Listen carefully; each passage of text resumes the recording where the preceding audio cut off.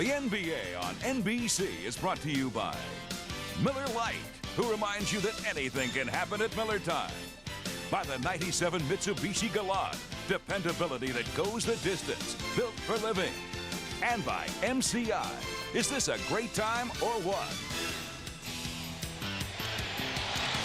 On a beautiful 74-degree day in this beautiful area of the country, Salt Lake City, they've been fanning MVP to get Karl Malone rolling. We're set for the introduction of the starting lineups. Let's go to the public address voice here at Delta Center, Dan Roberts.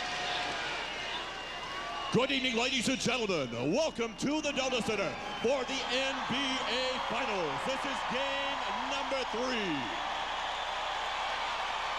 Introducing the starting lineup for the Chicago Bulls. Starting at forward, wearing number 33 and 6'7" from Central Arkansas, Scottie Pippen. Starting at forward, wearing number 91 and 6'6" from Southeast Oklahoma State, Rodman. Starting at center, wearing number 13 at 7'2" from New Mexico, Longley.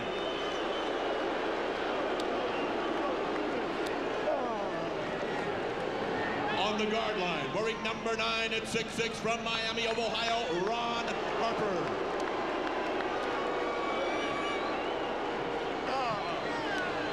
And at guard, wearing number 23 and 6'6" from North Carolina, The Bulls are coached by Phil Jackson.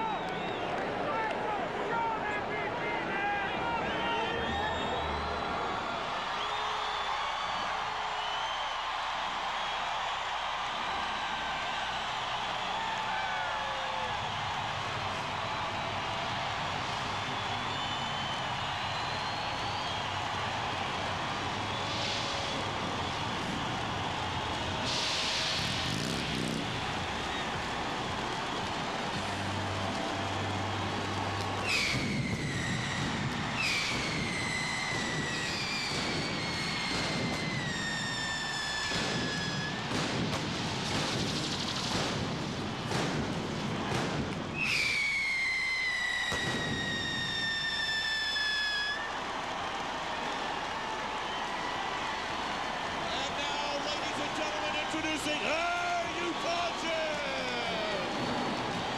Starting at forward, wearing number 32 and 6'9" from Louisiana Tech, the mailman, Karl Malone.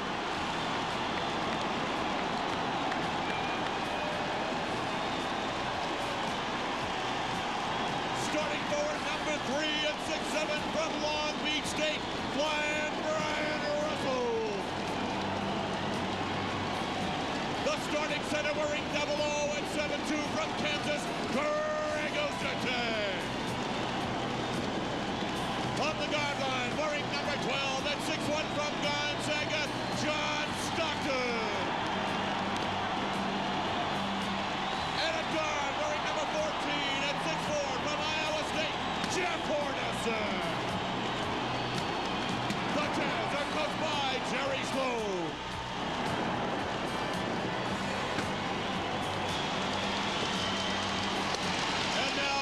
Gentlemen, a very special presentation. A sports and entertainment announcer par excellence. Ladies and gentlemen, Michael Buffer.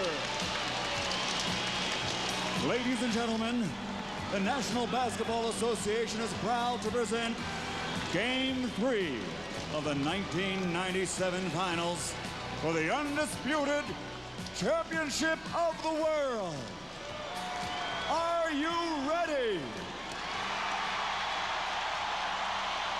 Utah Jazz fans, are you ready? With the thousands in attendance here tonight and the millions watching around the world, ladies and gentlemen, let's get ready to rumble!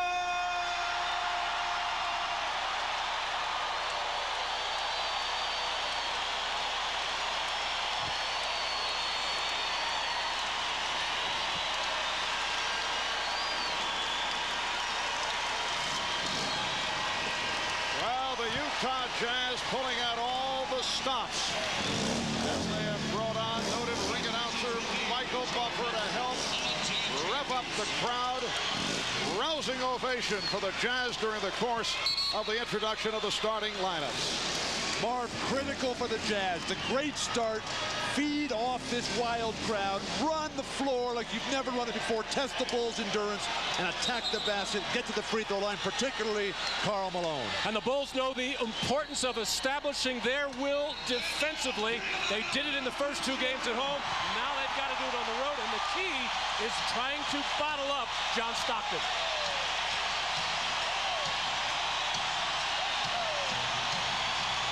Officials Joe Crawford, Hugh Holland, Jack Neese. The chant of MVP for Karl Malone right from the start, although that can do funny things in the opposite way because it could also fire up number 23, Michael Jordan. Well, Michael has said from the very beginning of this so-called controversy that it didn't bother him. Good luck to Karl Malone. He deserved it, but Michael Jordan does not like to come in second in anything.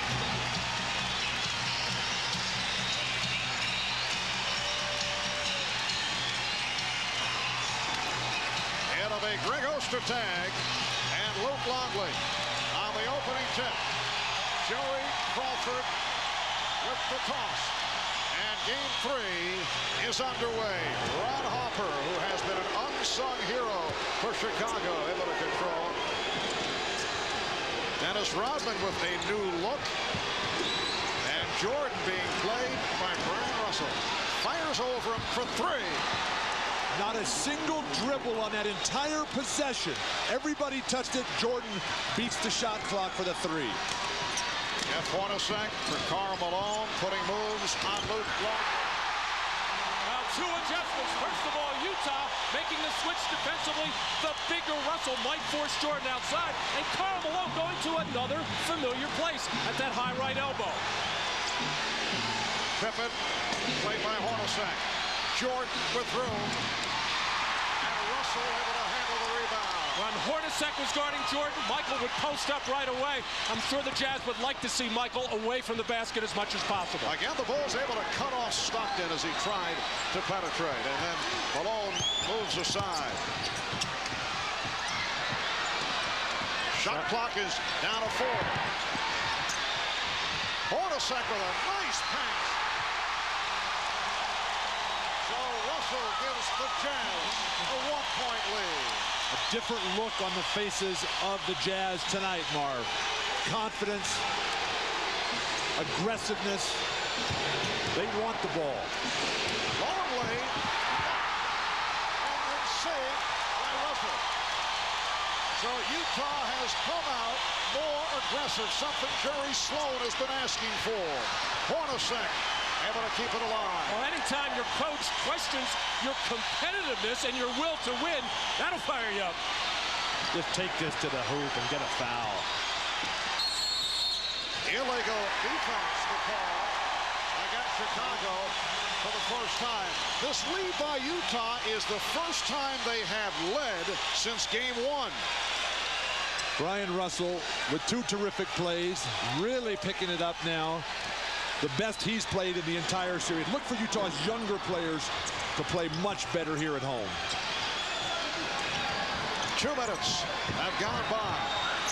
Malone. And Harper getting to the rebound. Here comes Jordan. Cut off by Russell and fouled. It is a blocking foul. Foul on Russell. Home, sweet home for the Utah Jazz. Undefeated in the playoffs, scoring a ton of points. Big point differential. On the road, though, they just cannot seem to find any sort of rhythm. And during the regular season, Utah 38-3 here at Delta Center. Second best home record in the NBA. Again, the room for Jordan. All set up by Scottie Pippen going to the mismatch inside against Hornacek. Drew the defense, and then they leave Jordan alone. That's his second from downtown. Russell. It's a 3 for Bryon Russell. The Jazz by 1.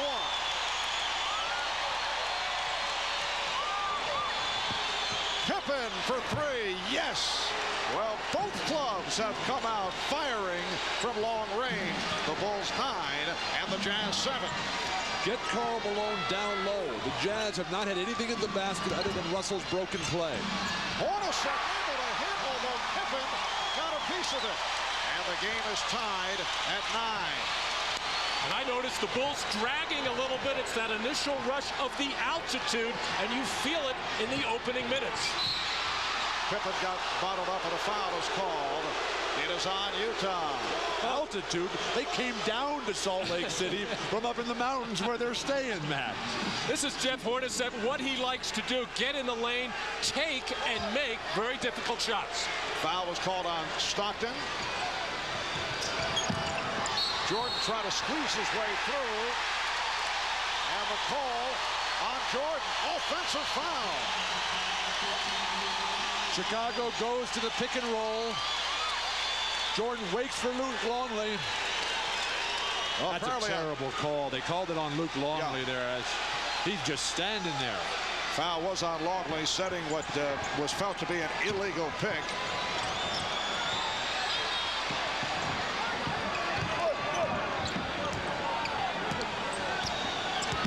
Stockton with the lead for Ostertag and a foul. A gorgeous lead pass thrown by John Stockton. And the foul committed by Ron Harper. You're seeing a completely different Utah Jazz team from game 2. Stockton just picking them apart, and finally Ostertag kind of hang on to it. They call the reaching in foul. Game tied at 9. 4 minutes have gone by. Utah's opened up hitting 4 of its first 6 shots. Oh, the kick! Malone and Ostertag both vying for it. And the Jazz lead 11-9. It was tipped home by Malone, his second field goal.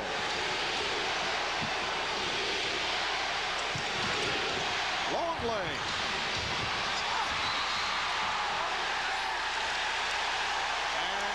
He says loose ball foul on Dennis Rodman. Well, finally, Greg Ostertag getting involved at the offensive end. Nobody put a body on him as Rodman took himself out of the play.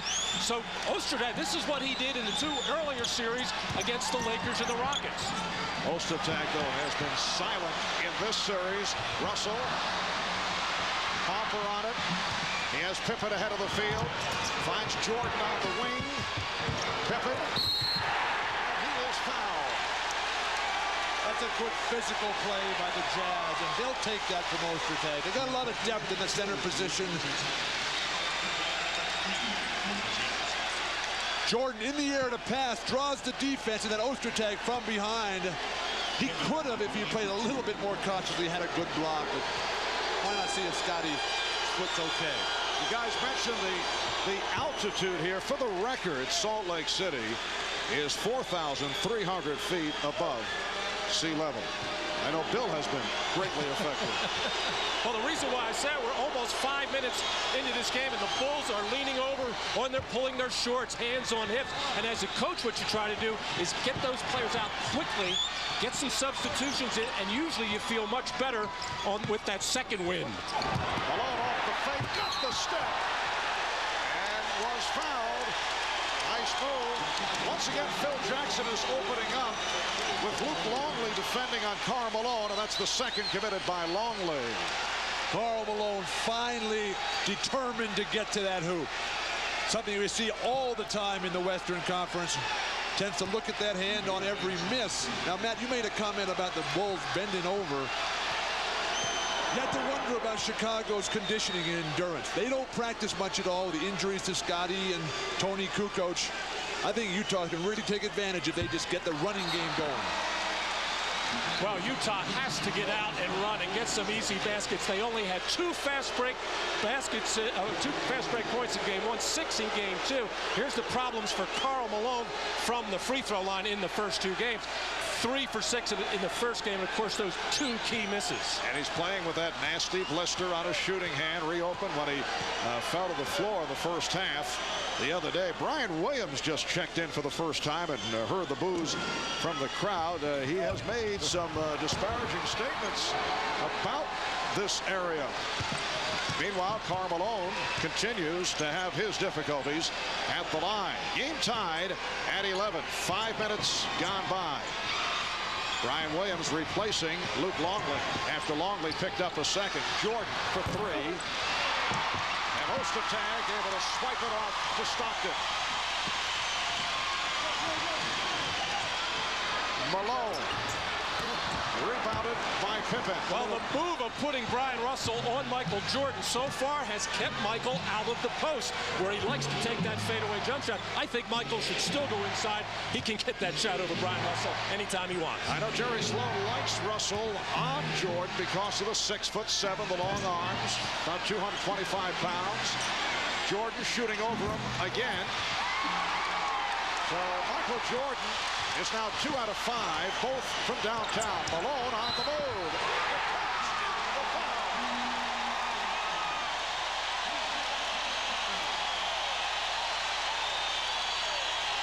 Foul on Bryon Williams and a timeout call.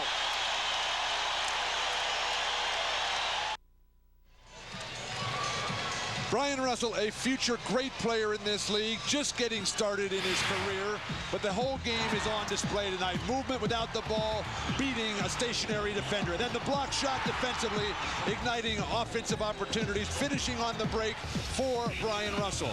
Now you look at his numbers all season long in Chicago. The top game was the one home game they've had to date. He was terrific there. Every other game played in Chicago, a disaster. The Jazz did not win a single game. They need Bryon Russell at the top of his game. Bryon Russell, a second-round pick back in 1993. Came up big in the playoffs last season, in particular the Western Conference Final against the Seattle Sonics. Excellent timing on the part of Russell because he had become a free agent. And he had the huge game in Game 4 against the Lakers that really cinched that series in the second round. In support of Karl Malone, a monster game for Bryon Russell. Malone able to finish off a three-point play, and the Jazz up by 3. They double up on Pippen, so Utah going to pressure. Well, that's the most aggressive I've seen the Jazz defensively as far as getting after people. They obviously a totally different attitude and personality on this home floor. No doubt they feed off this crowd. Jerry Sloan called them out. Called them a bunch of sissies, basically, who didn't want to play. Here's Bryon Williams. Sweeping hook by Bryon Williams. Well, Jerry Sloan was seething following Wednesday's Game 2. Felt his team did not compete hard. He was stunned that the Jazz, he felt, had actually been intimidated by the Bulls. Now Bryon Williams defending on Karl Malone. Malone off to a terrific start. He has 9, and the Jazz up 16-13. 5.5 remaining in this first quarter. Bryon Williams got position, but way off. And so far, Karl Malone not only scoring, doing an excellent job keeping Rodman off the offensive board. Ostertag. Make a shot. One time. That's a layup. Ostertag took only 1 shot in Game 2 and missed it. Rodman wide open and was looking for Bryon Williams, but Williams thought that Rodman would take the shot. Well, he has been taking that shot not only in the last 2 playoff games, but earlier series as well. And I think Bryon Williams did the right thing. The way Dennis has been playing, he made the right move to try to get to the offensive glass. Dennis has to take that shot. Never take your eye off the ball. Malone again.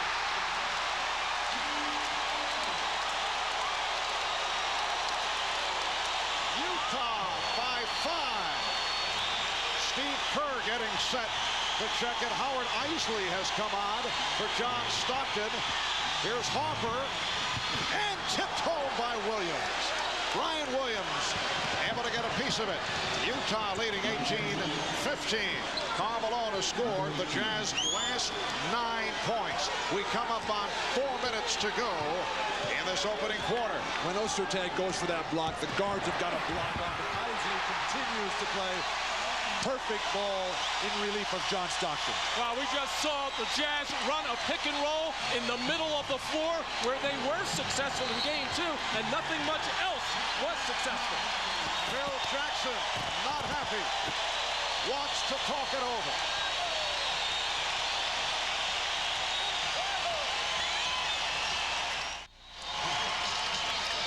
Well, the high pick and rolls in the middle of the floor, very much successful for Utah in game 2. When they ran them on the side, very little success as Chicago able to force them down. But look at that, 12 for 20 for 20 points from the top. And moments ago, Howard Eisley in the top of the floor here, the pick coming up here, and it is forced down here, but no help from Jordan and Pippen in the lane as Eisley goes right down Broadway for an easy one. And Howard Eisley continues his effective play in the series. 16 points in his 20 minutes of playing time and coming on for John Stockton. Steve Kerr has checked in. He's been guarded by Eisley. Here is Jordan. Ostertag came out to defend on Jordan.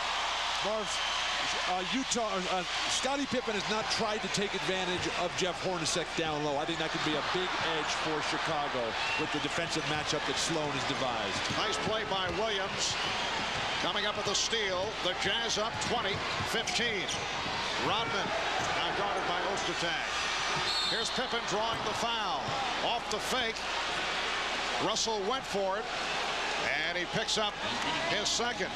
Want to scout the finals like a pro? Well, you can with NBA.com. Check out the animated play diagrams, detailed scouting reports on both the Bulls and the Jazz, provided incidentally by New Jersey Nets assistant coach Don Casey, the czar of the zones. And I say that with apologies to Mike Fratello.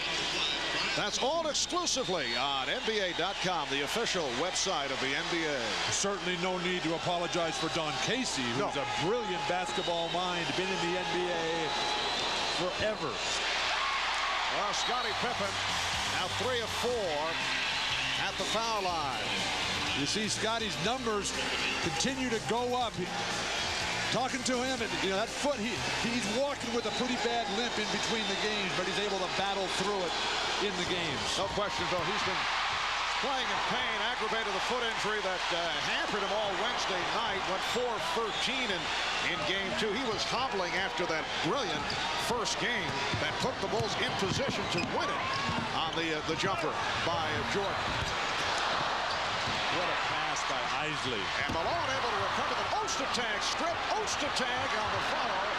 And he continues to have all kinds of problems. Jerry Sloan's going to strangle Ostertag. Jim Gray just reported from the Utah bench that Sloan said to Ostertag during the timeout, all right, you're missing shots, but if you don't put a body on somebody, if you don't play someone physically, I'm taking you out. Well, the amazing thing about this is earlier playoff rounds against Shaquille O'Neal, Ostertag did a nice job. Of course, Shaq's still going to score his points. And also, I say, outplayed Hakeem Olajuwon in the clincher of the Western Final. Toni Kukoc has come on for the first time. There's a foul on Ostertag. That is his second. And now he will depart.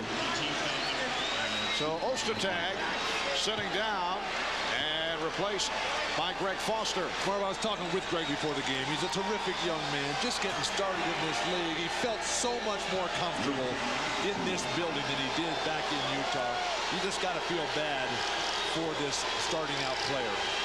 Greg Ostertag, #1 draft pick last year by Utah, out of Kansas, and came a long way during this past regular season.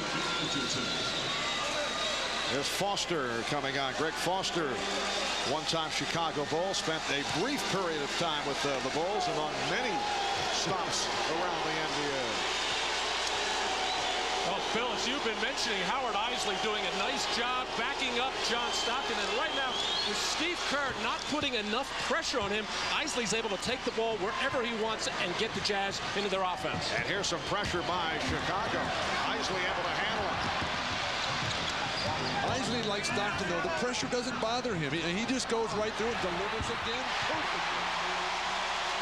Karl Malone from Howard Eisley. 13 for Malone. An enormous bounce back here in the first quarter by Karl Malone. And the Jazz up by 4. We come up on 2 minutes left in the first. Williams, that's a fourth shot. Terrible shot by Bryon. He should be able to face up Greg Foster and drive him to the basket. And Foster fired it up. Foul is called. Where was that shot from? Whoa. Harper on the foul. Over the top, the pass, perfect on the money. You see the Chicago Bulls standing and watching. You've got to be on the move the minute the pass leaves the post feeder's hand. Well, a big reason for that, Bill, is out of that trap, the Bulls never really regrouped defensively and picked up their men and got organized, and that's a key to Chicago's success. A technical foul call on Ron Harper. Ron nonchalantly bending down, tying his shoelaces, but apparently had something to say to Joe Crawford, who was at his side. And the technical being taken by one of the best free throw shooters in the league, Jeff Hornacek. All right, here's another look at it. So Ron pulling the ventriloquist out. And a little after that, Joe Crawford looked at Ron Harper and said, one more word and you're out of here. Of course, the Bulls have had their problems with Joe Crawford in the past. He generally keeps a very close eye on Dennis Rodman. Greg Foster at the free throw line. Foster, a 7-year NBA man out of Texas, El Paso, and UCLA. Began his college career with the Bruins. Well, that obviously explains the brilliant performance here in this playoffs. Yes, 6-point Jazz lead. Just under 2 minutes to go in the first. Ryan Williams, that'll count. It is a goaltend. Ryan Williams, very active offensively. He now has 8 points. The Bulls are looking for points. Michael's on the bench right now. Scottie has not asserted himself. The other guys don't really have much going for him, particularly Toni Kukoc with his sore foot. And with the Jazz not able to block any shots and no real shot blocker in there right now, Chicago should be taking the ball to the basket at every opportunity. Malone sent the pick. Malone off the fake and sets it up for Hornacek. Foster able to retrieve. Eisley set it up perfectly again, though. Gary Sloan remarkably calls every set play for this veteran, very intelligent team. Eisley off the crossover for Foster. Yes, and it counts. Eisley again just making good decisions, and the reason is Utah has gotten away from the side of the floor where the Bulls can dictate where they want them to go. You get in the middle of the floor, much more difficult to control. Eisley was in a little bit of trouble, kept his poise, and finally got the cutter, Foster. Matt, the height of the Bulls perimeter players has not had the edge here in Salt Lake City that they had back in the first 2 games. And I think it's because they're tired. Their hands are down around their waists. 7-point Utah lead. Judd Buechler has gone. Toni Kukoc putting moves on Karl Malone and gets the roll. The Jazz 27, the Bulls 22. We are down to 50 seconds to go in this opening quarter.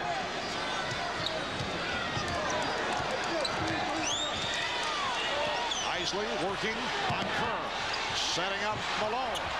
Yes. Perfect pass again. Eisley's decision. Eisley has played better than John Stockton. 3 assists for Eisley. 15 points for Malone.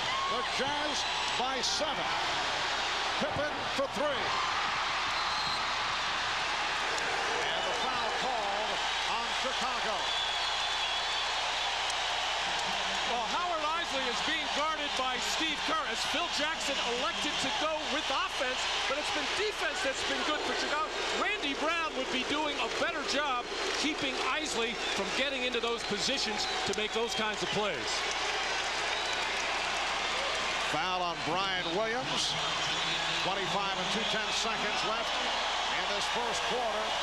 And an ovation for Karl Malone as he heads to the bench.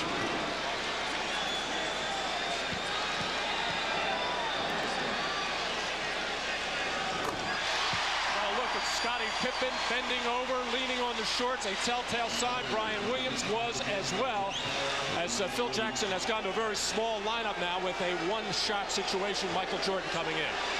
This shows you how concerned Phil Jackson is, bringing Michael Jordan in for one shot here.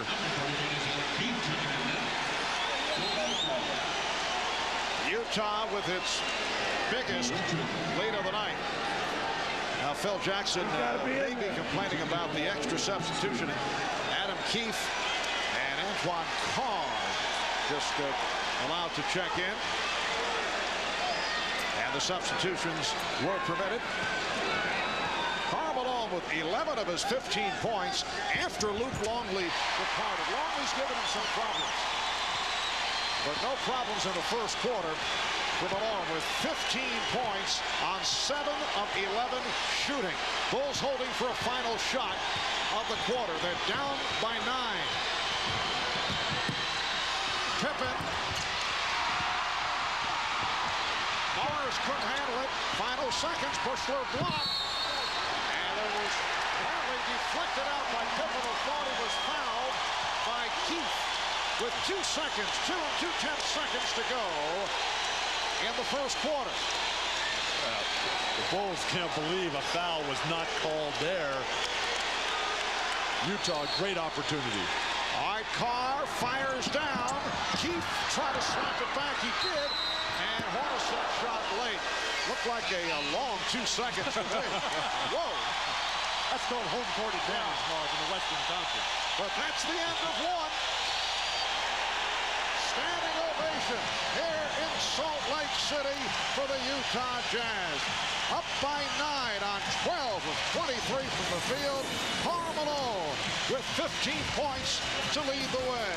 It's the Jazz 31, the Bulls 22. You're watching the NBA on NBC. The 1997 NBA playoffs. Well, right at the end of the quarter, after the buzzer had sounded, Hugh Hollins with a technical foul called on Scottie Pippen, who was complaining. You recall the final seconds of the quarter. He felt, yes, that he was fouled from behind. That is definitely a foul. Phil Jackson demonstrating over the top. My guys are getting hammered. Regardless of the time situation, referees have got to blow that whistle. I mentioned earlier that the Bulls have had their problems with Joe Crawford, always keeping a close eye on Dennis Rodman. They have had a history with Hugh Hollins as well, going back to a Game 5 against the New York Knicks on a foul called on Scottie Pippen against Hubert Davis, a year that Michael Jordan was not available. Oh, wait a second. You're saying that the Bulls, the most successful team, have problems with the referees? They win every game, basically. This was without Michael Jordan. All right, look at that opening quarter rundown. Utah finished up with an 11-4 run to end the first quarter off the technical free throw. The Jazz up by 10. Here's Chris Mars getting inside off the pass from John Stockton. Mark, in Chicago, all those little back cuts, they were there and working, but the tentative nature of the Jazz play back there caused them to miss all those shots. Today, they're all going down. No pressure on defense is the answer. And now the foul on Utah. It's on Carr. Michael Jordan has been very quiet. He has not scored since the first 2 minutes of the game. He's missed his last 3 shots. His first 4 shot attempts were 3-point downtown attempts. He's 2 of 6 overall.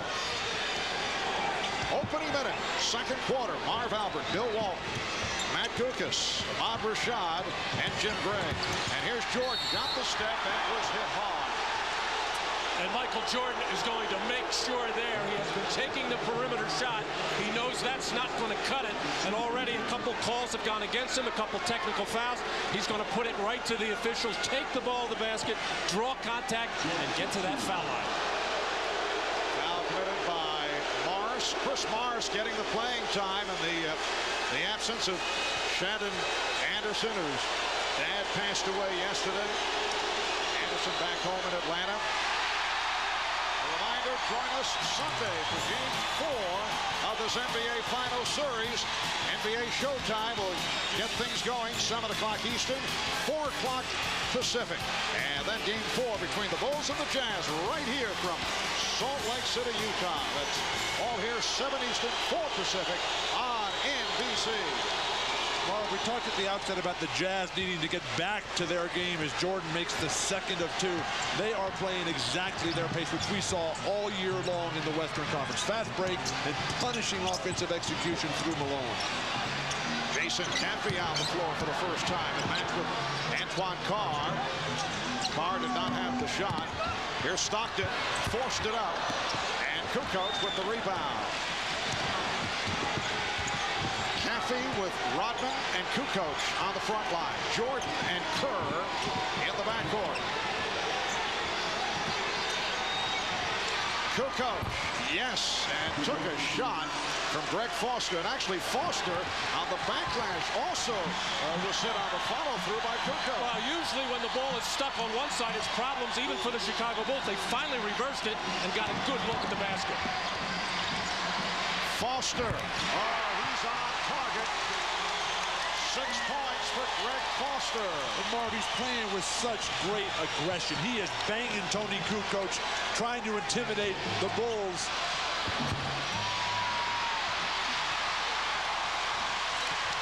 Steve Kerr in a rare situation trying to set up a shot off the dribble. Well, he's a little frustrated because right now he's unable to keep John Stockton from controlling the tempo and making plays. Stockton has 4 assists, no turnovers. Adam Keefe. Carr trying to punch up that rebound. We're early second. The Jazz up by 11. Jordan being guarded by Morris. And then met by Keefe, who cut him off. Kukoc for 3. Caffey's back tap handled by Stockton. Running the floor. Finding Morris.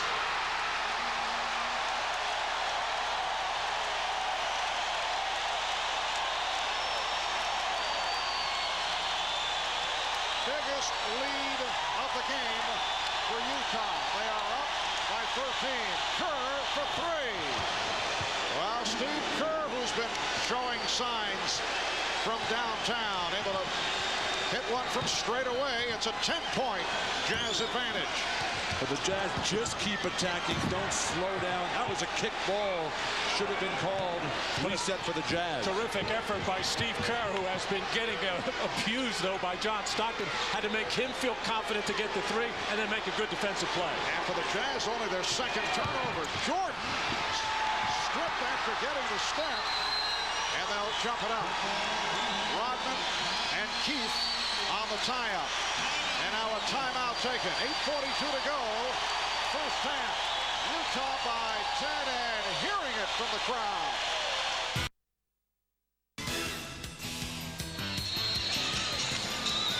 Our shots of Salt Lake City, Utah tonight coming from the Miller Eagle. The Eagle, an airplane that Miller Brewing has designed, providing fans these unique aerial views. Marv, the vaunted Utah fast break, which got them to this grand stage, served them so well all regular season and early on in the Houston Conference Finals. Then they started not getting any opportunities and didn't get anything going in Chicago. But here, numbers galore for John Stockton to pick from. Chris Morris just glides right by his airness. And 5 fast break points for the Utah Jazz. The Bulls have not a single fast break opportunity tonight. All right, the Jazz able to control the tip as Keefe got good position on it. 8.5 remaining in the first half. It's Utah 38, Chicago 28. The Jazz attempting to get back into this series, trailing 2 games to nothing. Karl Malone back on the floor. And rebounded by Michael Jordan. Malone with a 15-point first quarter. Jordan has been quiet, as has Pippen. Jordan guarded by Morris. Kukoc off the fake, got the step. The pass not handled by Caffey. And here comes Stockton. The Jazz are the quicker, more aggressive team. Stockton just got away with a carry. Oh, what a pass. Yes, and a touch.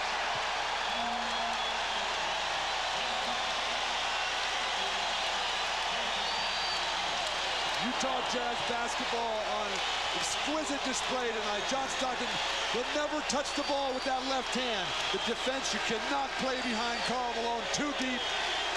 Basketball at its best. The one time he did touch it with his left hand, it should have been a turnover. It never ceases to amaze me how teams do something on their home floor and then go away and stop doing it. What was good for the Bulls, they're not doing it here. And that was 6 assists for Stockton. Let's check in with Jim Gray. Jim? All right, thank you, Marvel. That wound on his right hand. Mike Szymanski, the trainer of the club, got more than 300 calls and voicemails from around the country, more than 100 Federal Express packages, lotions, ointments, creams. A lot of good suggestions, a lot of very bad ones. The worst suggestion, according to Szymanski, he was told to soak it in Clorox on tobacco. Whoa. Finally, they settled on a new skin, which seems to be holding up very well. Marv?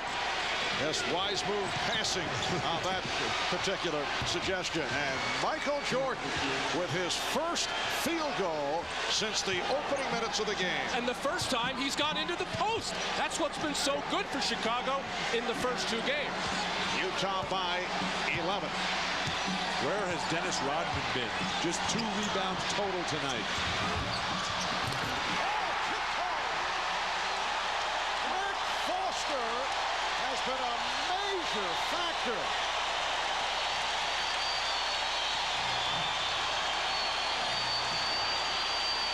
The Jazz up by 13. Longley, who just checked back in.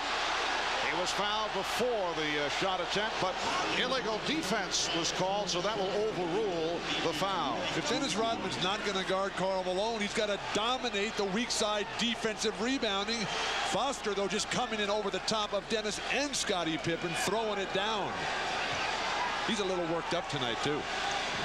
Well, Phil Jackson and the Bulls are waiting for Dennis Rodman to get more involved in some way.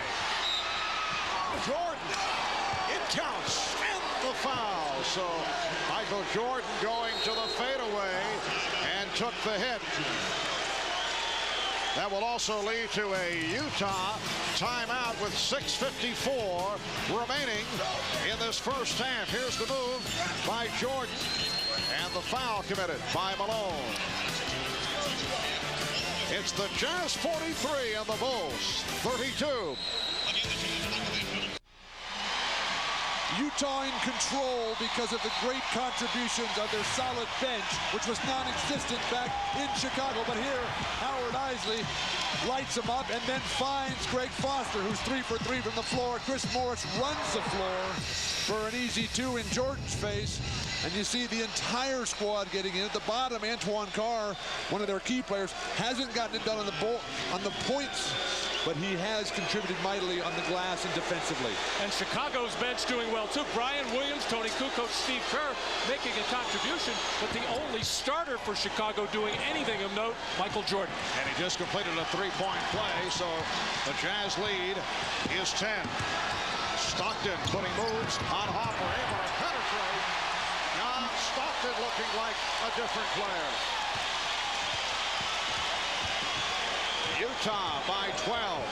They came out with a burst at the start, sparked by Malone, and they have maintained the double-digit lead. Jordan, and here's Mars, fires, and hits.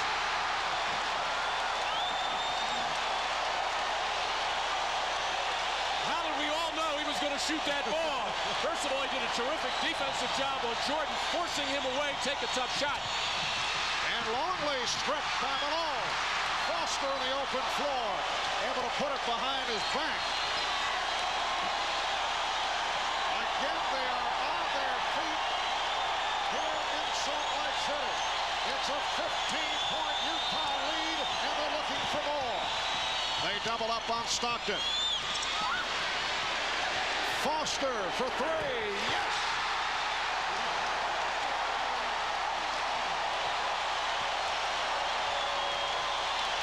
The Jazz by 18. The alley-oop for Jordan. So it is Utah 51, Chicago 35. But at the defensive end, the Chicago legs are dead. No quickness, no movement, no anticipation or aggressiveness. Forget about Chicago if you're Utah and just keep playing your game. Morris for 3. And Longley with the rebound. Pippen delivering. it for Rodman. Here comes Foster with the pull-up. And Longley called for that foul, putting Keefe on the deck. Karl Malone's defense tonight has been outstanding. Chris Morris's three-pointer on the break, an ill-advised shot, but it goes down. Why not? And Foster, he's stroking threes. Everything going right for the Utah Jazz.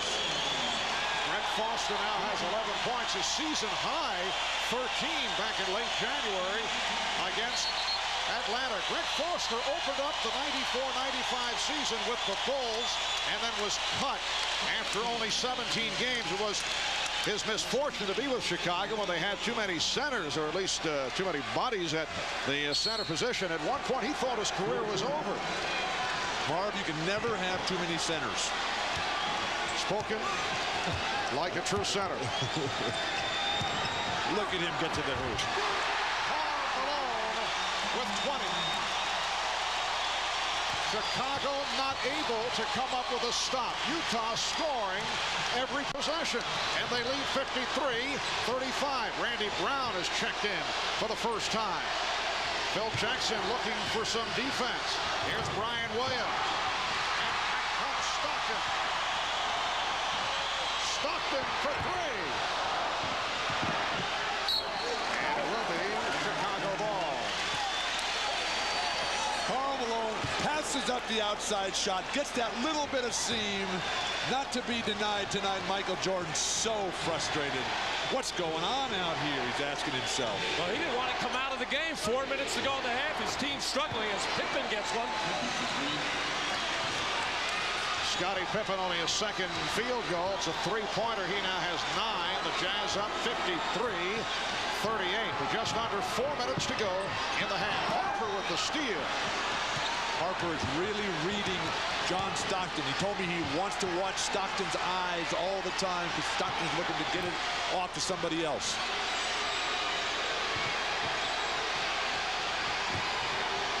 Pippen again for three.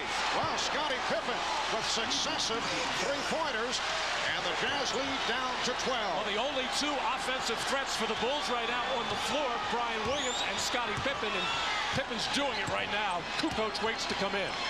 Scottie Pippen with his third three-pointer of the night. Hornacek on a quick release three.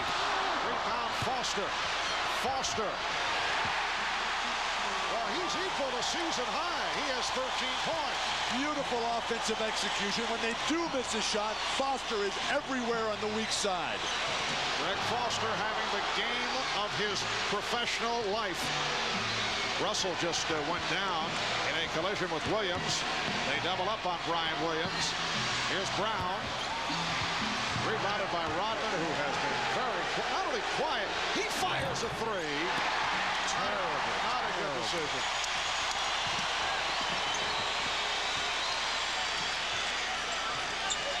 Dennis Rodman has not been playing with his usual fire during the course of this series. But look at Karl Malone. He's starting to point. He's got that anger in his eyes.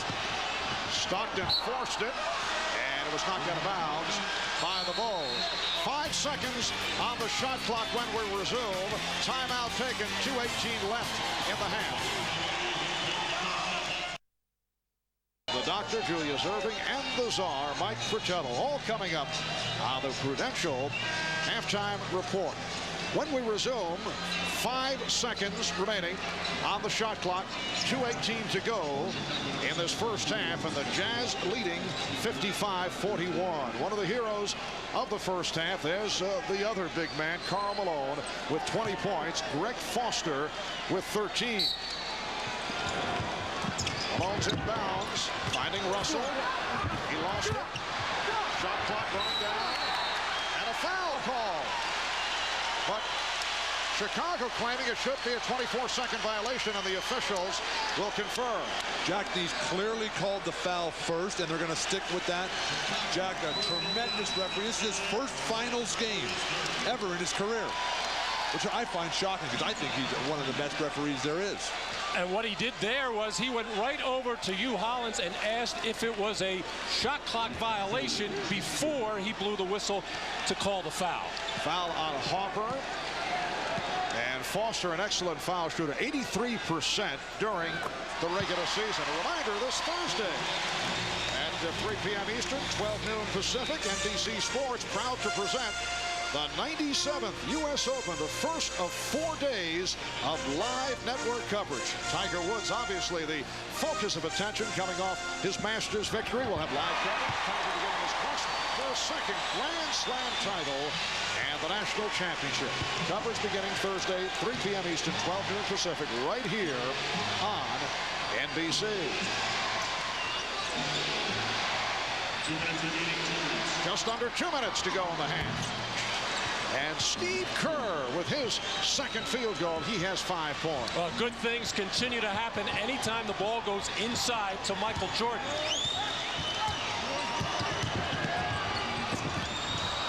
Stockton lost it. Adam Keefe has got to catch that ball. Nice pass from Kukoc. It counts in the foul. So Bryon Williams will head to the line. Well, Chicago getting a kind of a semi-transition play, getting it into the post quickly. Nice little give and go between Kukoc and Bryon Williams. Now, this Chicago defense just giving up 31 points in the first half of game 1 at 31% shooting, and only 42 points in game 2, have already given up 57 in this first half. Terrible non-box out as the Bulls can't convert. Utah has led by as many as 18. They now lead by 12. Adam Keefe was looking to spot it up off a screen. Malone with the step. 22 points for Karl Malone, and the Jazz up 59-45. Chicago defense nailed to the floor much of this first half. Pippen firing way off after hitting 3 from three-point land. Well, they're not even playing Keefe for the shot. Scottie Pippen trying to back up into the lap of Malone to try to help out, because Karl Malone is a scoring machine right now. Down to 45 seconds in the first half. Kukoc getting it down low again. Kukoc for 3. And Keefe rebound. Half-minute remaining in the first half. Stockton played by Jordan. So Jordan checked the clock. 10 on the 24. Malone. Beautiful shovel for Stockton, who beat Jordan. That's where Karl Malone has raised his game. The low post passing, the perimeter shooting. Beautiful basketball, Utah. Final seconds of the half. Down to 1. Kukoc. Did he get it off in time? No. It is waved off. Will not count. The outside official, Jack Lee, said it came after time had run out. Standing ovation for the Utah Jazz, desperately trying to get back into the series, trailing 2-0, leading here at the half, 61-45. Well, the shot clock was winding down. It showed triple zeros. I'm sure the game clock triple zeros before that shot was taken, but I don't think that red light went on, but it's triple zeros. Karl Malone with 22. Rick Foster, one of the unlikely heroes, with 15. Michael Jordan quiet with 14. Hannah Storm and the Prudential halftime report right after these words. Shot back in Utah. Phil Jackson a little upset at his team, told him that their bad shot selection led to a lot of easy transition backs for Utah. Also told him that their triangle offense was all but non-existent. The one thing he was really upset with, there was way too many three-point attempts. What he wants him to do is work the ball inside this second half. Go down to Jim Gray. All right, thanks, Amaya. Jerry Sloan told his team he's happy with their desire, happy with their hustle, the way they're shooting the ball and the rebounding. They're going to keep going on down to Karl Malone, who had 22 points. He said, guys, I know we won't shoot the ball as well in the second half. Defense is going to win this game. Marv? All right, thank you, Jim. And the third quarter is underway.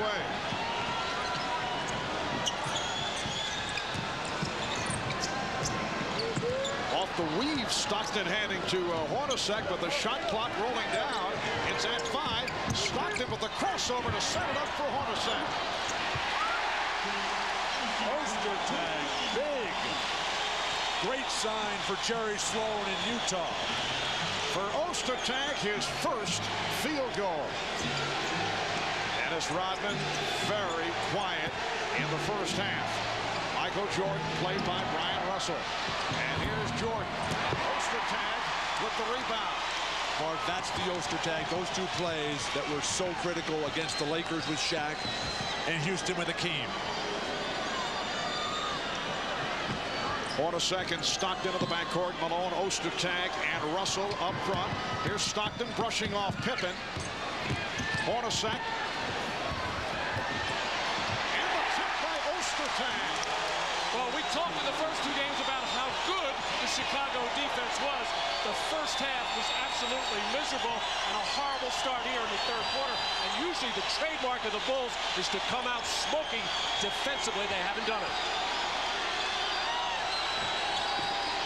A 16-point lead by the Jazz at halftime. Longley able to get it back to Pippen. You recall the Bulls led by 16 at the half, game 2 in Chicago. Scottie should be able to post up against Hornacek. Forget the fadeaway and go to the hoop for Scottie. And for Luke Longley, that his first bucket. The Jazz up 65-47. We played 2 minutes of this third quarter. They isolate Russell against Pippen.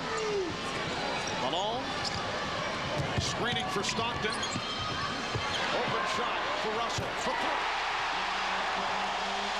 That's his second from downtown. He has 8 points. Ron Harper unable to keep John Stockton from penetrating anytime he wants. And once John gets in there, he's finding the open people.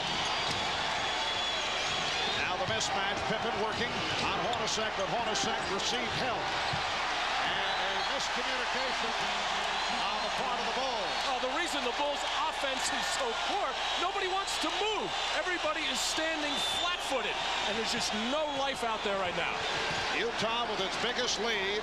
They're up by 21. Malone.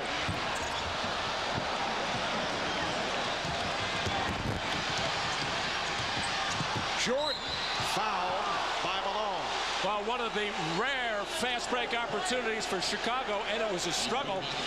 But Greg Ostertag finally getting involved on the offensive glass with nobody boxing him out again. Dennis Rodman just won't get a body on him. And he had a little bit there trying to hold him, but Dennis just no lift in those legs, and it's all Ostertag able to finish. But notice how Ostertag is keeping his hands above his shoulders here. You look at the first half center comparison. Luke Longley and Greg Ostertag, the donuts. Ouch. Brian Williams and Foster strong in reserve. Foster with the upper hand for Utah. Greg Foster with a 15-point first half. His career high is 17. 3 minutes gone by in the third. Turn and face against Luke Longley and just go to the hoop. Malone. And rebounded by Longley. Jordan waiting for teammates to join him down court. A very unaggressive offensive game for the Bulls. Pippen and Jordan. Second bucket for Longley. Both here in the third. It's down to a 17-point Jazz lead. But nothing's really going to happen for the Bulls till they get after it defensively, start getting some stops, and turn them into running opportunities.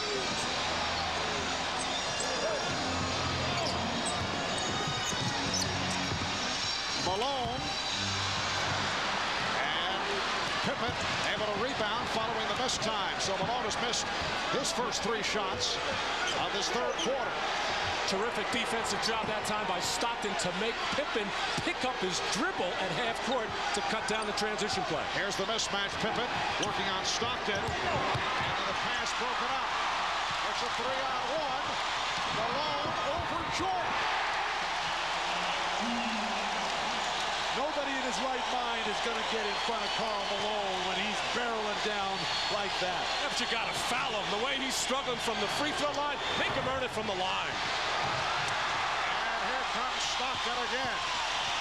The Jazz got to keep pushing, keep the run on, make Chicago quit. Rodman jumping out and try to save it, but did he step out of bounds? Yes, he did. But finally, Dennis Rodman has shown up to do something, even if it does. The Bulls do not get the ball. The first time he has done anything, and you saw that left shoulder hit the line, but a good effort play by Dennis Rodman finally. 24 minutes for Rodman, only 3 rebounds. Phil Jackson felt the other night that Dennis was not in the game. Karl Malone, who has certainly been in the game. And that is now 26 points for Malone, plus a foul away from the ball. Karl Malone can just school Luke Longley. Longley, not enough quickness to get up on top. They call the foul away from the ball. Stockton sets the good screen there, and then Scottie just throws him down. A little bit of a flop there. Scottie, though, with the arm on the shoulder of John Stockton. And for Pippen, it's his first foul, so Stockton to the line for one shot. 73-51, Utah. 5 minutes in, third quarter.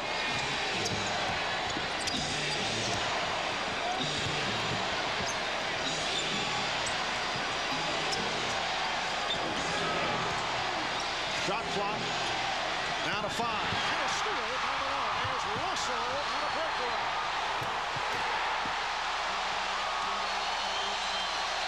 And Phil Jackson calls for time.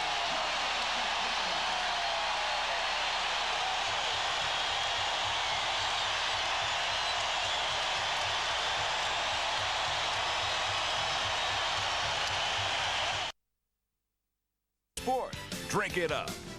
By Acura, the true definition of luxury. Yours. And by Reebok, helping athletes perform at the top of their game. At the outset, we talked about Utah feeding off their great crowd, getting the fast break going. That's been the story for Utah as Karl Malone finishes the break. And then he starts a break with his great defensive play, coming around the side, and then just throwing it out. And Bryon Russell can certainly finish after he shuffles his feet on the traveling violations. Yes. Larry Miller, the owner, very happy. Leadership all starts at the top.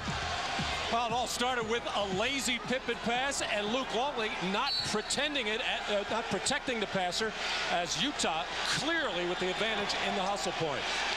7-0 run by the Jazz. Nice. 24-point lead for Utah, their biggest lead of the night. Ryan Williams back on the floor. He has been contributing. That's 12 points for Williams. Well, the Bulls down by 22, and it's either the altitude or they did not take the Jazz seriously after Utah's poor performance in Game 2. I think it's the former. Stockton rejected. What also, a recovery by Harper. Let's keep in mind, this is a very good Utah team also. Oh, and I think Chicago knows that. This team does not lose here in this building very often, only 3 times all season. A Jazz team that went 64-18 during the regular season. They have overwhelmed the Bulls to this point tonight. Ostertag with the great extension, forcing the arc that Kukoc's miss on the 3. And Malone got bottled up. The outside official, Hugh Hollins, with the call on Harper. That's 4 on Harper. Let's check in with Jim Gray. Jim? All right, Marv, during that last timeout, Jerry Sloan looked at every one of the players on the bench and said, guys, I don't want you looking at the scoreboard. Don't want to catch any of you glancing up there. Play the game like the game is tied. If we lose our intensity, this team can come back, and they've done so time and time again. Marv? All right, thanks, Jim. Howard Eisley, who has been a very important player for the Jazz, has just come on. Give a rest to John Stockton. The Jazz up 75-53. And the call away from the ball as Hornacek was tripped up. Well, even though 7'2" Greg Ostertag handling the ball 30 feet from the basket, you got to get up and pressure him. Toni Kukoc is 10, 12, 15 feet off him, letting him just pick out a pass receiver. The Bulls are in a position right now. They have to get up and pressure every pass and obviously every shot. Ryan Williams called on the foul, talking about what Jim was saying about Jerry Sloan. Sloan said after the game the other day that as you see Malone get inside and control the boards, Sloan felt that the Utah Jazz will to win was effective the other night. And Kukoc hit by Ostertag. When you question the character of your team publicly, that's basically calling them out and saying, let's see what you've got. The Jazz have responded perfectly tonight. One of the rare casual attempts by Karl Malone the last time down, resulting in the missed layup.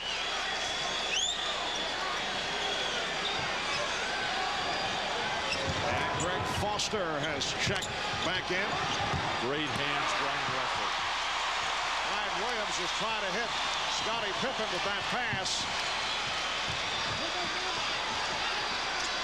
Just under 5 minutes remaining in the third quarter. Williams guarding Malone, who faces up. Yes. Karl Malone, 13 of 23. He has 28 points. It's the Jazz 77 and the Bulls 53. Tonight, Karl Malone is squaring all the way up. He's not half turning around like he was in the games in Utah. In Chicago, excuse me. Here's Karl Malone, and he has been bothered by the quick hands coming down and bottom. That time he was far away enough from the basket to discourage the quick hands of Chicago coming down. Non-shooting foul was called on the Hornacek. Here's Williams getting inside, trying to adjust. Good play by Foster coming over, and it was deflected out by the Bulls. Now Chicago has a height advantage with Scottie Pippen working against Hornacek on the post, but the best thing for Chicago in the first half is Michael Jordan in the post. They have not gone there yet in the third quarter.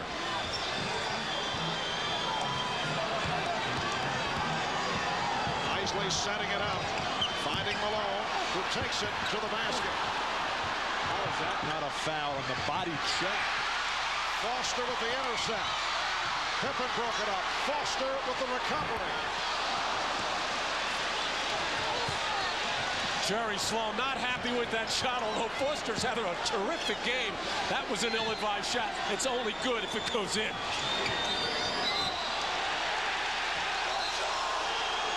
And Jerry Sloan trying to quiet down Greg Foster, who was called for that foul.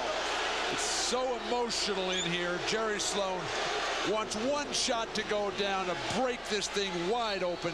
That was the reaction to Foster's missed shot down there. Timeout has been called with 3:34 to go. In the third, you are watching the NBA on NBC.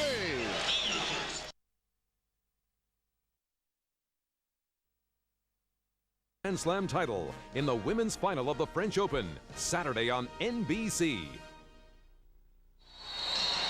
Well, through the many years that the Utah Jazz failed to make the NBA Finals, Karl Malone watched his friends Michael Jordan, Scottie Pippen as they were able to play in the month of June. We talked about that with Karl Malone. I'm not going to be ashamed to say that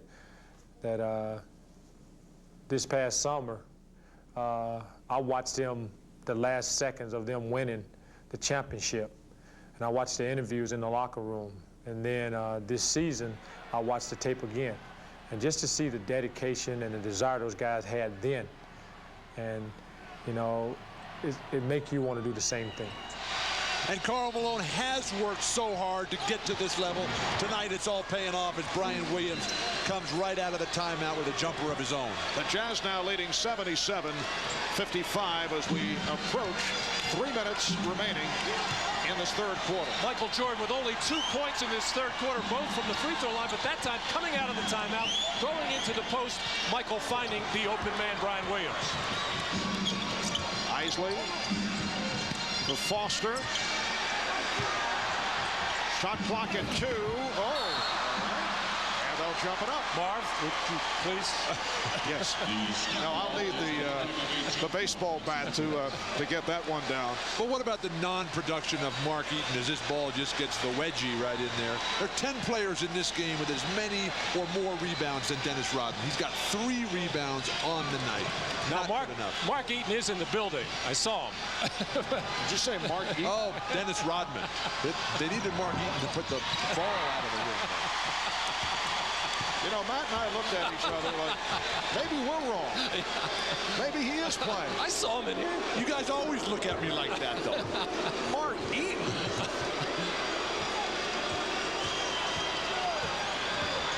Shot clock at 5. And Harper able to knock it away with 4 on the shot. There's Mark. Unfortunately, no, his number is retired. He will not be available tonight. Another self-inflicted wound. That's terrible. Karl Malone hearing it from the crowd as he sits down. Shot clock running down, and Eisley not able to convert. Jordan finding Kukoc. Yes. It is a 20-point Utah lead. Another rarity for Chicago in this game, throwing the ball ahead from the backcourt. Usually some kind of good shot will show up.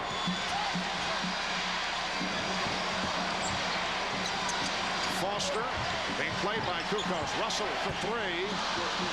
And rebounded by Jordan. Bulls looking for a late rush here down the stretch in the 3rd quarter, in particular with Malone on the bench looking to cut into that lead, which is now 20. Malone and Stockton on the bench. That's almost like having Jordan and Pippen out of the game at the same time. It is exactly like it.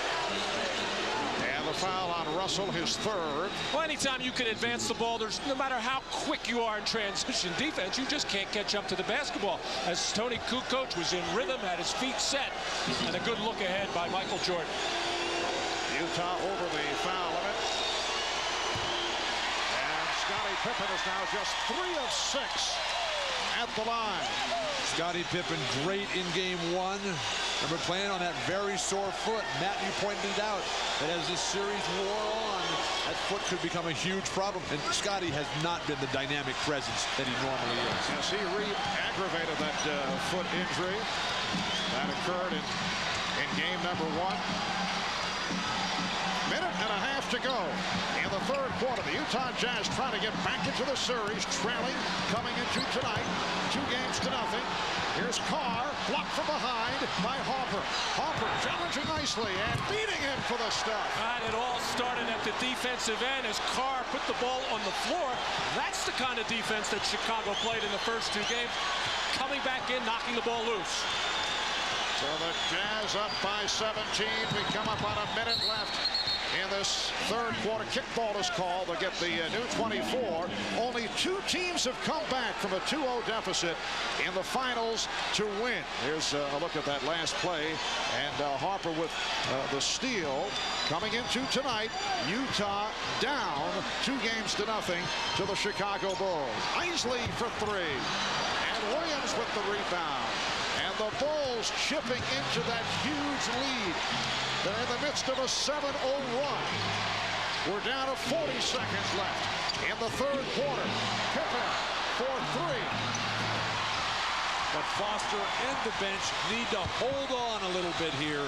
Close it out with a good play to get the crowd into it. Bulls have a foul to give. Oh, Pippen with the block from behind. Shot clock at 4. Eisley. Foster with 1 on the 24. Rebound Kukoc. Final seconds, 3rd quarter. Harper for 3. And that's the end of the 3rd. The Jazz only won for their last 13. They missed 9 straight. But they lead by 17 points as we head to the 4th quarter. Chicago concluding with a 7-0 run. We'll be back here in Salt Lake City after these messages from your local station.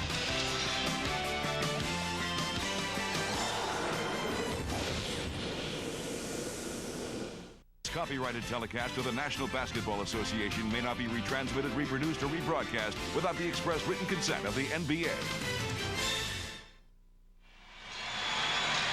This is Jim Gray back in Utah. At the end of the third quarter, this exchange took place between Antoine Carr and Jerry Sloan.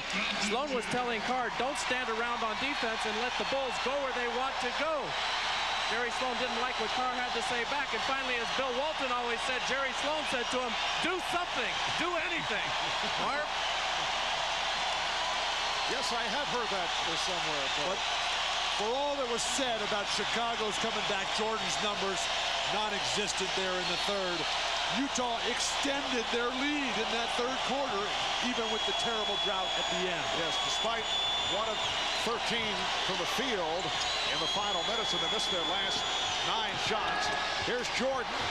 Oh, what a move. Getting it over the outstretched arm of Greg Foster. So Chicago has reeled off 9 unanswered. And the Jazz lead is now 77 to 62. Utah has led by as many as 24.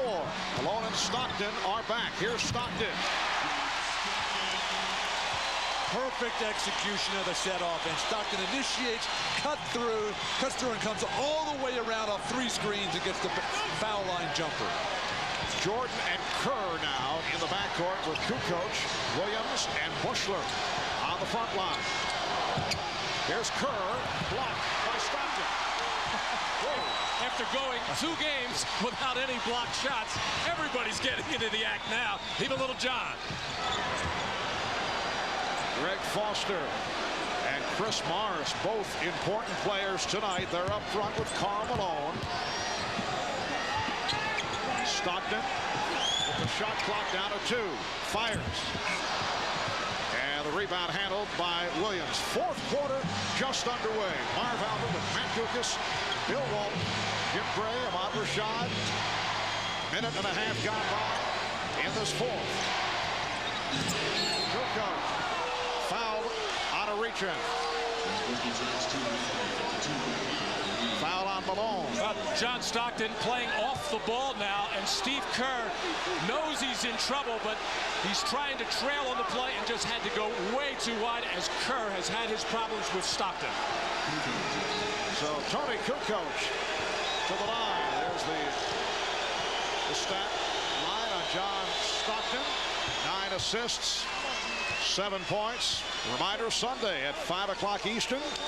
Our own Ahmad Rashad will host NBA at the finals, capturing a side of these championships that most fans never see. Plus a look at 3 pioneers of the WNBA and the obstacles that they have faced on their journey to playing professional women's basketball. All here Sunday, 5 o'clock Eastern on NBC, hosted by Ahmad. Karl Malone. Rebounded by Toni Kukoc. And here's Steve Kerr, who does not have great speed, but able to hit. Oh, Steve Kerr did a terrific job there. He's rarely gets that kind of opportunity, and he saw the big man bearing down on him, still able to get that shot up and in. Time for Karl Malone in the low left box right here.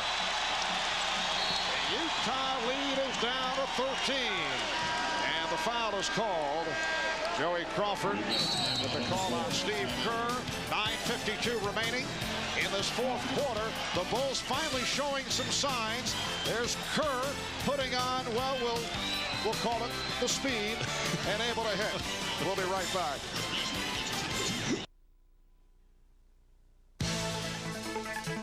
Miller Genuine Draft presents a classic moment of the NBA at 50.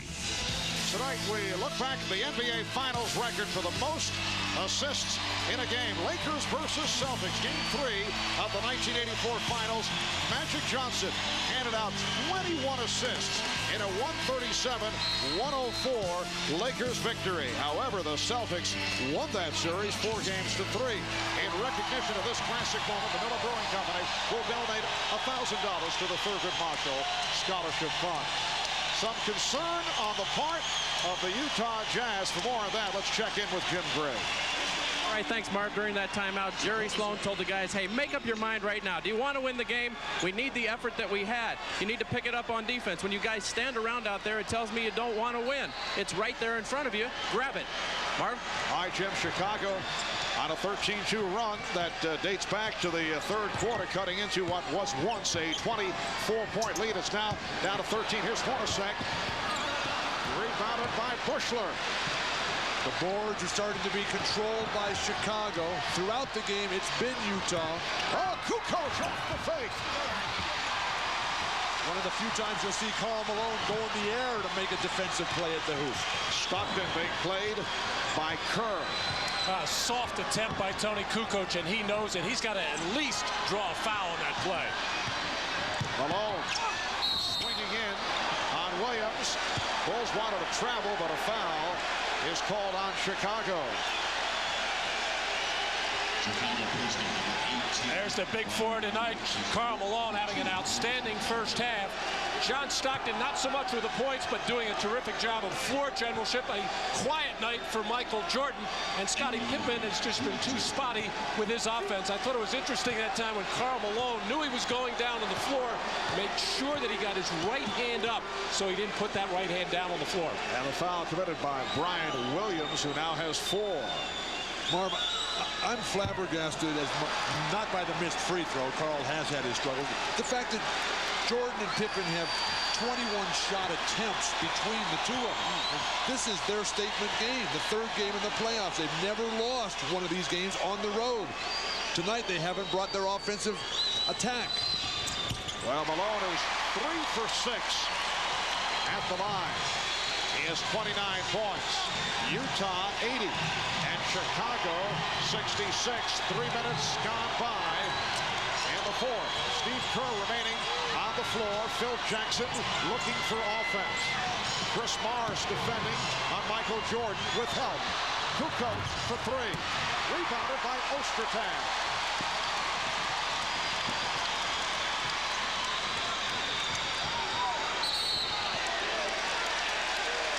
And Hugh Hollins seemed to indicate illegal defense. Now checking with Joe Crawford on the other side of the court. And what he's asking Joe Crawford, if it was a pump fake on the pass, because you're allowed to drop, and it was, allowed to drop below the free throw line extended if it is a pump fake. And Joe Crawford helping Hugh Hollins out on the play on the question. So they call it an inadvertent whistle, and they just keep the shot clock where it is. And it's at 14 right now. Along with the pick to brush off Kerr. They double up by Malone, and Buechler with the steal, taps it ahead, and is fouled. Beautiful play by Judd Buechler. Foul on Chris Morris. That is his 3rd. Well, for those of you who would like to continue with the NBA Finals, as usual, we will have our post-game special on CNBC. That'll be immediately following tonight's game. The entire cast will recap it all with highlights, live press conference interviews, and guests. We take a look back at this Game 3. That's the NBA Finals post-game special immediately following this Game 3 between the Jazz and the Bulls. Well, Judd Buechler had a miserable regular season from the free throw line, just 36%. And a foul on Buechler. He blocked Stockton. Well, Stockton is so tricky. Very little contact on the play, but he just kept going, absorbed what there was. Just imagine how many little 5'10" guys are sitting around their living room tonight saying, yeah, that's me. I'm going to do that. And John Stockton right now realizes what an important time of the game this is really barking out to his teammates, stay in the game, get with it, get after it. The Bulls with their 3rd team foul. Utah struggling, only 2 for the last 17. Morris for 3. Didn't really have a grip on the basketball, but fired it up. Oh, that won't stop him. It's a 13-point Utah advantage. Chicago very much alive after trailing by as many as 24. Just under 8 minutes to go in the fourth. Jordan. And the tip by Bryon Williams. Well, Chicago has gone to a lineup to force Stockton, the point guard, on Michael Jordan. They don't necessarily have to do it, but they did it on that possession. Jerry Sloan's got to make an adjustment there. Malone with room. Ostertag with the hustle rebound and called for time. Well, a good play by Greg Ostertag, able to save the possession. At the offensive end, Chicago getting to the glass. Ostertag and Karl Malone not boxing out there. Too easy for Chicago. Ostertag keeps it alive himself. Does the tight wire act along the sideline and says timeout. Good place for that timeout. 7:25 remaining in the fourth. Butler, Dr. Pepper, this is the taste. By the Ford F-150, strength after strength after strength. And by Miller Genuine Draft, who reminds you it's time for a good old macro brew. I'd like to thank the folks at Miller Brewing again for these aerial views on tonight's game. This, incidentally, adjacent to the NBC local affiliate, Channel 5 KSL. I'd have to say, a scene reminiscent of Woodstock as they take in all the action on the big screen. That's where I'm going after the game. There will be a party there. And if there's a party, I know Bill Walton is on hand. Right. 7:25 to go. In the fourth quarter, it's the Jazz 80 and the Bulls 69. The Jazz only 2 for their last 18. Chicago has had its difficulties, particularly from long range. And a foul is called on Harper. That's number 5 on Ron Harper. Well, it's Utah's pattern coming down the stretch in fourth quarters to go to their pick and roll game, but it has not been successful from the side of the floor. They have had better luck from the top of the key in the middle. Stockton uses the pick. Harper staying in with the 5 fouls. Here's Russell. He continues to hit shots. I am so glad they came back with Bryon Russell. Chris Morris is a little bit out of control there. Russell having his best game of the series. Bryon Russell with 12. 82-69. Utah. Bulls not getting any spacing. Kukoc had nowhere to go. Beautiful pass, broken up. Stockton with the steal. Stockton protecting on Pippen, setting it up for Hornacek. The tip missed by Ostertag, and last touched by the Bulls. Bryon Russell battling off of screens. Scottie Pippen not able to stay with them. You see Scottie not with that great footwork that he normally has. Very sore ball of the foot. Ostertag has become a warrior underneath the boards. Well, Russell had to create his own shot there, but on the pick and roll, Chicago has had so much success on that side pick and roll, forcing it down to the baseline. But so far, John Stockton now has been able to get to the middle of the floor. And Luke Longley has come on for Toni Kukoc. Still no sign of Dennis Rodman for Chicago. Malone. Karl Malone only 3 for his last 10. Able to hit. He has 31. And the Jazz lead 84-69 with just under 6 minutes remaining in the fourth.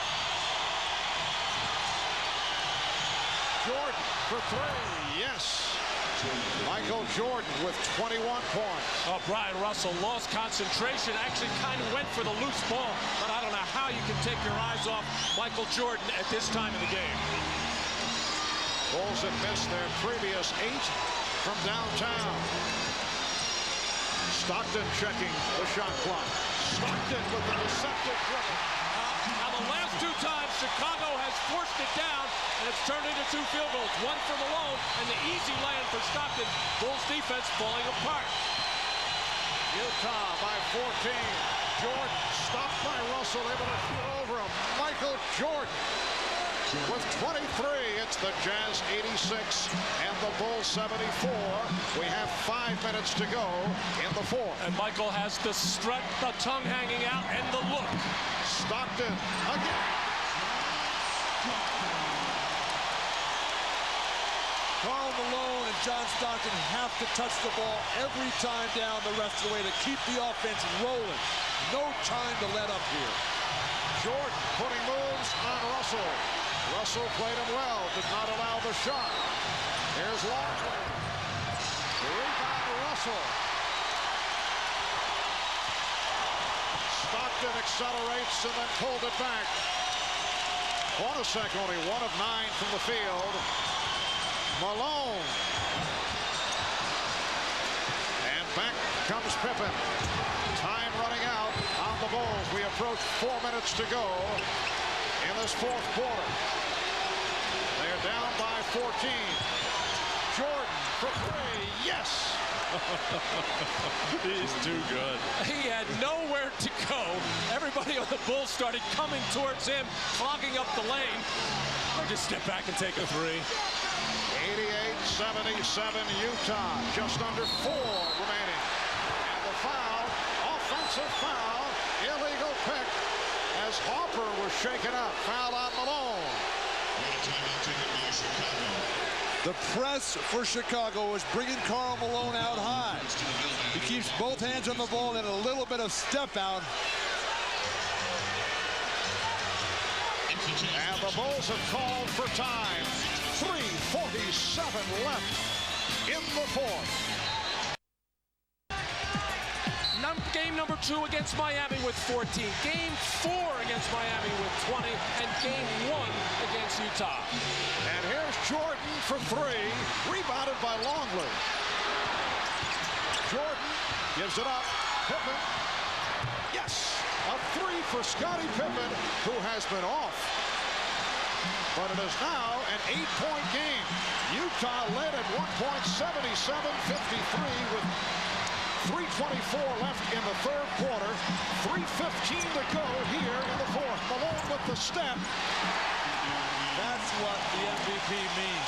Not the numbers, but at the big moments, shutting down these great runs by Chicago, who's so poised. This game's just getting started, though. Jordan played by Stockton. We're just under 3 minutes remaining in the fourth. Pippen again with room for 3. Yes! Scottie Pippen with 2 enormous three-pointers. And the Jazz lead is down to 7. And Scottie Pippen creating havoc defensively, running around as a wild card, trying to get the ball out of Stockton's hands. When Malone gets it, he's going to try to knock it loose. The Jazz have to look for Scottie Pippen's man. And the foul on Russell as he tried to get it back. Fourth team foul committed by Utah. Chicago has 4. Pippen is now 5 of 8 from three-point land. The Jazz 90 and the Bulls 83 with 2 minutes and 40 seconds to go in this fourth quarter. Hugh Holland's asking for more room along the end line, allowing Jordan to inbound. We're coming in Utah with Foster, a little bit more offense. But they're running great screens for Pippen to get him open behind the three-point line. Jordan picked up by Foster. Rebounded by Malone. And Malone comes up hobbling. 22nd timeout called by Jerry Sloan.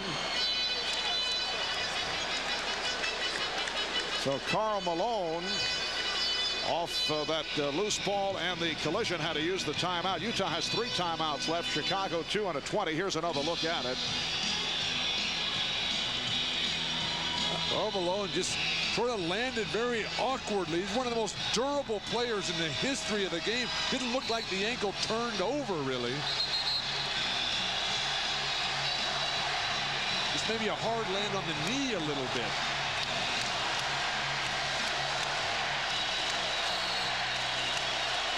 But Scottie Pippen, along with Michael Jordan, able to bring the Bulls back into a game that appeared to be gone in the third quarter. Anytime Michael Jordan makes any kind of penetration move into the lane, he's going to draw the defense. They're going to watch Michael Jordan, and it's going to leave Kerr and Pippen open. At one stretch, Utah led by 24. Since then, Bulls have outscored them 30-13. 2:15 remaining in the fourth. It's a 7-point Utah lead.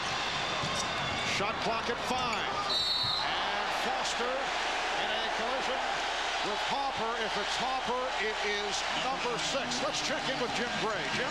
All right, Marv. Karl Malone twisted his left hip. Mike Sheminsky, the trainer, looked him over. Karl Malone said he's in a lot of pain, looked up at the scoreboard, said, Mike, there's only 2.5 minutes left. I can get through this. Marv? All right, Jim. And it was number 6 on Harper, an important play, particularly at the defensive end. Lost to the Bulls. Ron Harper with only 2 points, but 7 rebounds and a lot of gritty play at the defensive end. Here's Foster, who's a very fine free throw shooter, 83% for the season. He now has 16 points. He's 5 of 6 at the line, and the Jazz leading 91-83. And they were checking team fouls. That last foul was indeed number 5 on Chicago to put Foster at the line. And now they've changed Utah to 3 team fouls. Big men who can shoot free throws. Critical element for all championship teams. Jazz leading 92-83. Bulls looking for quick shots. Time running down. Just under 2 remaining. Jordan putting the move on Russell, and the foul is called. It's on Russell, so that's 5 on Bryon Russell.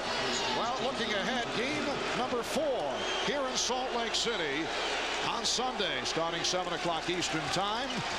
Game number 5, if necessary, next Wednesday here in Salt Lake City. Pippen for 3, not this time, and rebounded by Malone, who was fouled by Longley. Longley not really in good position to get an offensive rebound there, but a pretty smart play. If he can't get the rebound and you got Karl Malone in your sights, you might as well hack him with 1:47 to go in the 4th quarter and see if Malone can do anything at the foul line. Looked like Karl pushed off on him on that play. Now, Karl Malone had said after the poor performance the other night in Chicago, he won't make any excuses. He said it was embarrassing the way he played. He will try to correct things tonight in Game 3, and he has certainly done just that. Karl Malone with 34 points. Well, Karl Malone, a different player here at home, as most players are. It really shows up in the shooting percentage. Actually, he is a 55%er during the regular season, and making free throws at this juncture is absolutely critical to his confidence. Malone, 4 of 7 at the line this evening.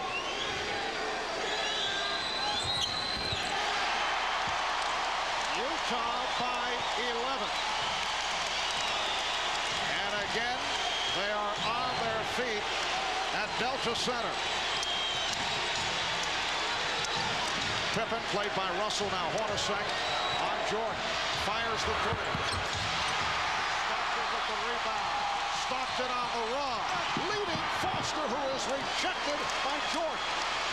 Jordan able to pick up the loose ball. Has a 3-on-2. Pippen steps back to shoot the 3.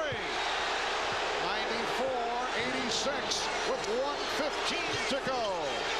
Utah needs to keep moving that ball. Flash big guys into the center of the court.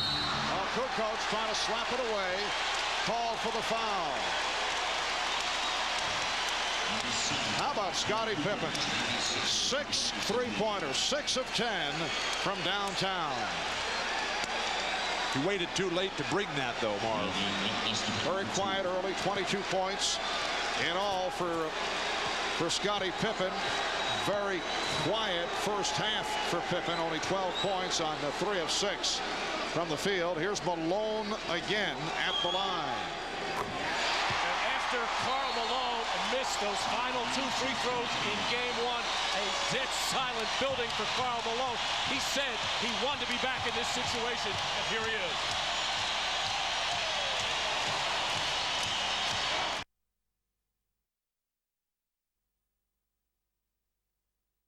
It's peak here in Salt Lake City, Utah. Timeouts remaining. Neither club with a foul to give. Karl Malone, 36 points, 10 rebounds. Truly an MVP performance here this evening, and truly a bounce back for Malone from what has taken place over the first 2 games. 1:08 remaining in this 4th quarter. The Jazz 95 and the Bulls 86. A rally by Chicago, curtailed by Utah. by 10. Now, Scottie Pippen had something to say to Malone as he walked up to the line for that free throw. Didn't faze him a bit. Jordan putting moves on Russell. Angling, but short of a three-point attempt. And last touch by Utah. The nightmare that Bryon Russell lived through at the end of game one. He's learned a lot. Jordan trying to draw the foul there. Russell just let him get out of balance. 22nd timeout taken by Chicago. So the Bulls have just one timeout remaining. Well, coming out of that timeout, Scottie Pippen had said something to Karl Malone, if you'll remember back at the end of game one, something about the mailman not delivering on Sunday, and that was very prophetic. But the mailman has been delivering here at home on Friday. Matt, you must have unbelievable ears, because I can't hear a thing in here. It must be the rabbit ears that all coaches develop. The Utah Jazz on their way to cutting it to a 2-1 lead in this best of 7 NBA Finals series. Russell with the rebound. Give the ball to John Stockton here. Hornacek surrounded and throw it away. Jordan setting it up for Kerr for three, way off. Pippen looking to get it outside, but he was hacked with 36 seconds left.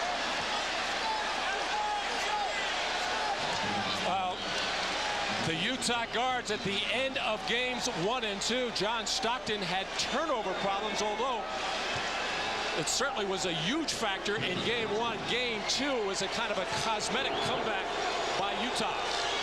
Scottie Pippen, 4 of 7 at the line. He's hit 6 3-pointers. The NBA Finals record most 3-pointers in a single game held by Kenny Smith of the Houston Rockets. 7 back in game 1 of 1995. But in any event, Bill, I liked your idea better. I take my chances putting the ball in the hands of John Stockton at this point. The Jazz 96 and the Bulls 88, and off the pressure, the foul on Pippen. Down to 35 and 9/10 seconds to go. And there's Steve Young, San Francisco 49er quarterback and a product of Brigham Young, taking it all in with Senator Orrin Hatch, who is actually 2 seats away from Utah Jazz head coach Jerry Sloan. That's just to give some extra advice. Well, the Jazz now 19 of 23 at the line. Mike Szymanski in the white shirt, he's the buffer right there. Yeah, Mike, the Utah trainer, passing on advice from the Senator. The Jazz 98 and the Bulls 88. We come up on a half-minute remaining. Pippen from way downtown, and that's 7 3-pointers to tie an NBA Finals record. Again, the Bulls give the foul. It's down to a 7-point lead with 29 and 5/10 seconds to go. And now the right man going to the line for the Utah Jazz. John Stockton, the fourth quarter, at the bottom of your screen. In this spring's playoffs, near perfect. Stockton tonight 1 for 1 at the line. The Jazz 99, the Bulls 91.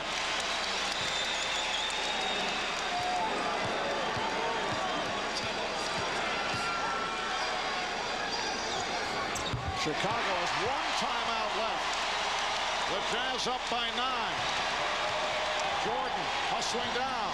Jordan did not take the shot. Gave it to Buechler, who hit. 100-93, and again a foul. It's given by Jordan. Once again, Stockton to the line. Oh, wait a minute now. I have seen some great crossovers in my day. Tim Hardaway, Allen Iverson, but if this is not a carry, I don't know what is. Michael Jordan bearing down on Jeff Hornacek. And look at Hornacek. Hornacek's face on the other side. Wait a second. How can you play defense if you're not going to call that? And Michael, believe me, doesn't even need that, but he wanted to make sure that he cleared a defender and got into the lane. Matt, are you saying it was an illegal move? Yes, I am, Mark. I will go out on that limb. Stockton is 4 for 4 at the line. The Jazz up by 8 with 21 3/10 seconds remaining in the fourth. Stockton perfect at the line, nothing but the bottom of the net. And Chicago has taken its final timeout. Phil Jackson upset. He felt there were several Utah players cheating and jumping in as they were lined up for that Stockton free throw. Details. Now let's see if we can pick it out. Here it is.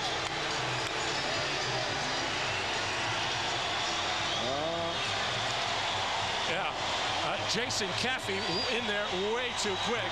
But it doesn't hurt to try to complain about something, try to buy something for game number 4. Well, 21 3/10 seconds remaining in the fourth quarter. Utah with a 102-93 lead. They have the 24-point lead in the third quarter. Chicago led by Michael Jordan. Scottie Pippen able to come roaring back, but trailing here by 9.